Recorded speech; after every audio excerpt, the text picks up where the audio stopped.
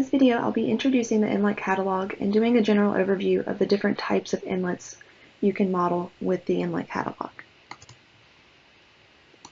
In the catch basin prototype, if you are using an inlet catalog, you're going to need to set up an inlet catalog to choose from. So that's going to be under Catalog and then Inlet Catalog. And the first thing you want to do is choose the inlet type. So if you have an HEC 22 inlet, then you're going to be choosing a combination, a curb, ditch, grate, or slot. I'm referring to HEC 22 3rd edition. You can get some additional information on these types of inlets and what characteristics they have. When we think of a grate inlet, this is going to be set with one side against a curb, therefore it's only going to receive side flow along one side of the grate, and that's going to be the length side. And then frontal flow is calculated using a typical curb and gutter section. And this is different from a ditch inlet type, whereas when you're using a ditch, this is going to be set at the bottom of a ditch, and it will be able to receive side flow from two sides. And the frontal flow is calculated as a portion of the ditch flow. Then we have a curb opening inlet, which is going to have no grate, but just a curb opening. Combination, which is going to have a curb opening and a grate, and then here we have a slotted drain inlet. In addition to these different inlet types, we have some standard grate types. And if you scroll down, you'll also see figures of these.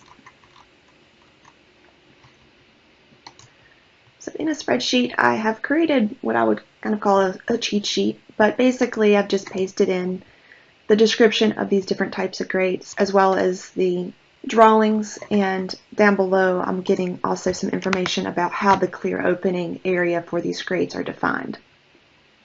So if you're inside of the inlet catalog and you go and look at your different grate types, you're only going to be able to choose from these standard types.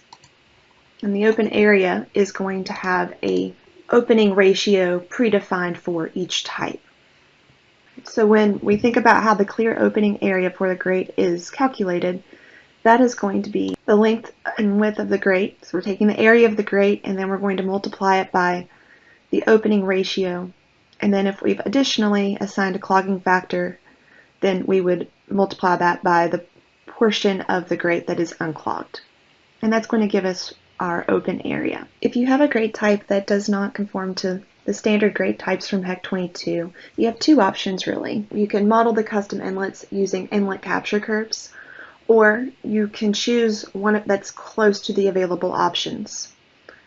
And that might mean that you make adjustments to the structure dimensions in order to get an open area that's accurate for your requirements. But going to the other option, you're going to be either using gutter depth versus captured flow, where you'll build a curve there, or we can use flow to inlet versus flow captured. For modeling an in-sag inlet, we're going to be using the gutter depth versus flow captured. And then if we're going to be modeling an on-grade inlet, you're likely going to be using the flow to inlet versus flow captured. Now, one thing to note here is that you would have a separate curve for every longitudinal slope, because this would affect the inlet capture. You can typically get this information from the inlet manufacturer. And if you're modeling a NENA grate, you can find the K value that's associated with that grate, and then use this equation here to build out your depth versus flow values. So the first step in setting up the inlet catalog is to first identify all of your inlets and classify them as what type of inlet they're going to be and what grate type they'll use, as well as any default design lengths that you're going to have for your openings.